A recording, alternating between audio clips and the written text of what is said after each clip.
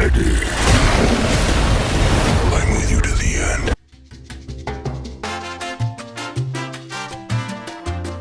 end. Hey guys, welcome back to Movie Reviews. Today I am reviewing the, newly released third movie in the Venom Sony trilogy, Venom the Last Dance. Also, in advance, sorry about the noise outside, it's very windy. But anyway, let's get into this movie. So, returning, we have Eddie Brock being played, and Venom being played by Tom Hardy. New to the cast, we have Chitfor Etwo being playing Strickland, and we have Juno Temple playing Dr. Payne. And so this movie, it takes place, actually, before we get into it, spoiler warning if you haven't seen the movie. It's been out for a month at this point, but either way, if you haven't seen it and you don't want to be spoiled, or if you're waiting for it to come out on DVD or anything, spoiler warning, so click off and I'll see you at some point. So anyway, let's get into this movie. So this movie, it takes place directly after the last time we see Eddie Brock and Venom, which was all the way back in Spider-Man No Way Home, which was when we saw them in the MCU universe being transported back to their universe, and when Venom left a little piece of himself in the MCU, which hopefully, fingers crossed, could lead to black-suited Spider-Man, maybe. So they are sent back to their universe, and just as this is happening, we have far in the reaches of their universe, of Eddie and Venom's universe, we have Null, who is the god of the symbiotes, the creator of their symbiotes, and the god of the symbiotes who is trying to get out. He's a very big, important character in the comics. He basically his story is back when the universe was first made. Before the universe ever really came into existence, he existed, and he just lived in darkness and enjoyed life. Then light came into the universe, suns were created, and he got all pissed off, and he wasn't too big of a fan of all this light stuff, so he went around destroying everything, trying to bring back darkness, and he made the symbiotes in order to help him do this. But the symbiotes, they realized, holy crap, he's evil as hell, and they imprisoned him, and that is where he now stands, stuck in being imprisoned by his own creations. And ever since then, he has been trying to get out, and the only way that he can get out is through something called a codex. And basically, a codex, it is formed when a symbiote and its host, when the symbiote saves its host from dying, which, as of late, that now Venom and Eddie have this, due to the fact that Venom saved Eddie's life during their fight with Riot in the first movie. So, Null, he sends out a xenophage in order to go and hunt the two on Earth, all the while Eddie and Venom come back to their universe and as they see, they are on the run. They're in Mexico.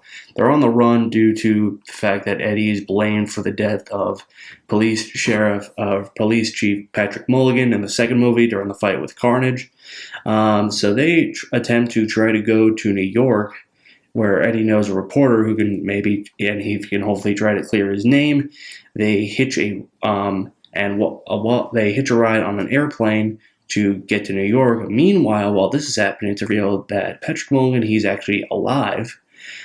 He was actually captured by the government, and he is being held in Area 51, or actually technically below Area 51, in a place called Imperium, because the actual Area 51 is being dismantled in this universe.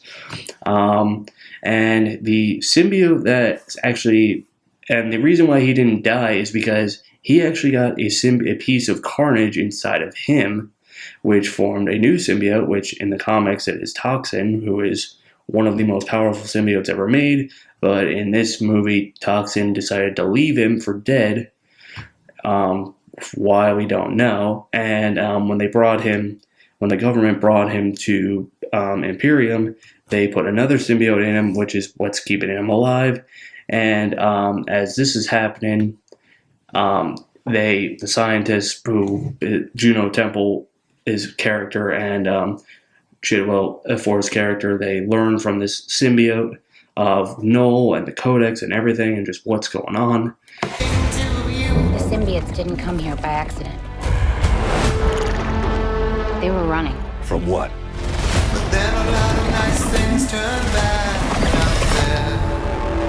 What's his name then? No. And they learn about Venom, and they also learn that the only way that the Codex can be destroyed is if both Venom and Eddie, or if one of them dies. That way the Codex will be destroyed and Null cannot get out.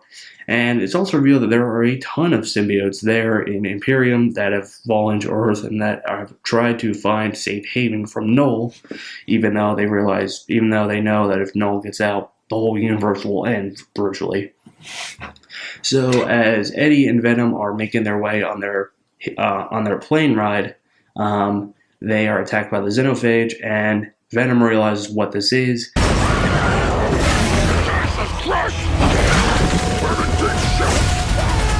They fall to the ground. Venom explains to Eddie what's going on about Null and the Xenophage, and how if they change into their Venom form, then the Codex will appear to the Xenophage, and the Xenophage will go right after them.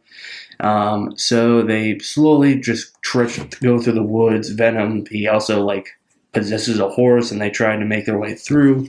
They eventually find a family, a bunch of hippies, who take them to Las Vegas. And when they arrive in Las Vegas, they try to gamble and get money. They lose all their money, and guess what? It turns out Venom has a bit of a gambling problem. No, this is all the money that we have. What is this feeling? It's like This feeling? It's like all of my problems have gone away. No! I think you broke my foot. Eddie, I need more money. They find Mrs. Chen, where they have a fun night. And then they are captured. As the Xenophage finds them again, they are captured by Imperium. Venom and Eddie are separated, and they're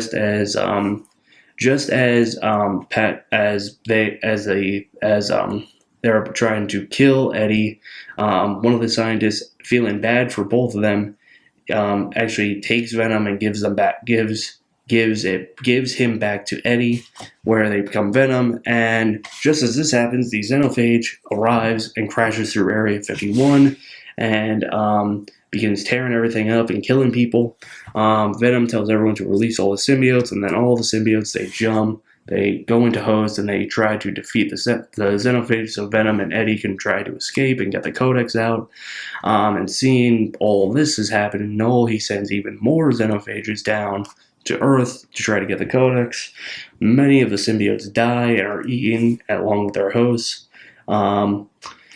And Venom, he actually sacrifices himself. He basically possesses all of the Xenophages and leads himself and them to a giant vat of acid. And along with this, Strickland, he detonates a grenade, and which kills them all. He also protects Eddie at the same time. And also another symbiote bonds with Temple's character, which forms a purple lightning super speed symbiote. But anyway, then Eddie is knocked unconscious. He wakes up in a hospital, and turns out Venom is dead. He is told that his criminal activities are expunged, although he can't talk about anything. Any of this, what happened with Venom and everything. So he is dropped off to New York, where he looks at the Statue of Liberty and remembers all the good times with Venom. And the movie ends right there, except for the mid-credit scenes. The first one is Null, who is in space, and he says that he is free somehow. I don't know how he could be free without Venom. And the second one is the bartender that we saw in Spider-Man No Way Home. The same version of him from Venom and Eddie's universe. He was captured at first, and he he comes out of the rubble from Area 51, and along with him, there is a cockroach that is covered in a bit of a Venom symbiote. So, yeah, it may appear that Venom might actually be a little bit alive, but we'll see. So, that ends this movie. Now, overall, well, let me say this. Some of the characters' performances were great. I mean, Tom Hardy, as always, did amazing as Eddie and Venom. Like, the two of them together are, I mean, Eddie and Venom, their chemistry together is just perfect. I mean, it's funny because they're both played by Tom Hardy. One is just the voice of Tom Hardy being played to himself. But both of them together are really great, and they're always entertaining. In terms of like the other characters, I mean, they were okay. There were like some points where they were kind of inconsistent. Like it feels like they were just very inconsistent with like how they were acting for certain situations. And well, I'd say the biggest disappointment of this movie was Noel, like the character of Noel. Like he literally is only in like 2 scenes. You know, if with him being the big bad villain of this movie, it kind of just feels like Sony did what Sony does, and they kind of butchered his character. Like Noel in the comics is one of the most strongest villains in all of Marvel. Like this is a guy who beat the Avengers, the X-Men, and every hero to death, and almost destroyed the entire universe. I mean, hell, he could literally fight Galactus if he wanted to. And it just feels like they just, Sony did what Sony always does, and they just butchered the hell out of him.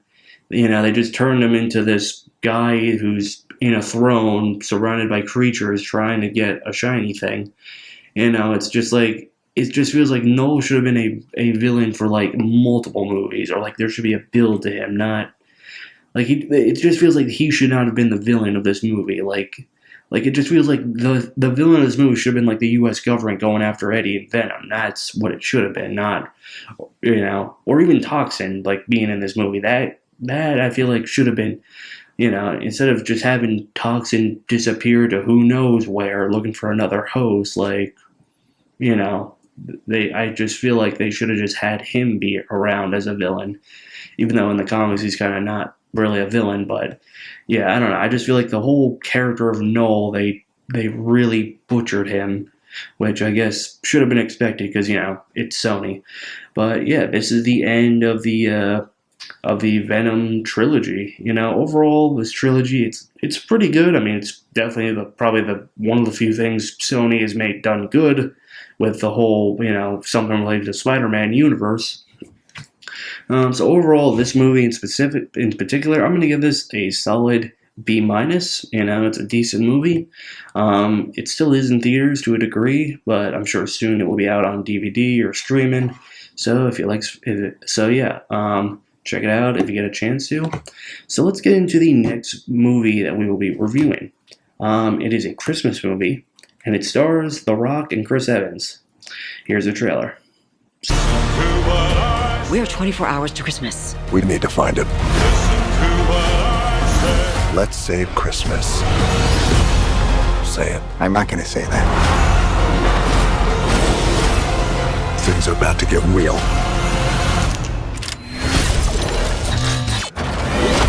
Cover us.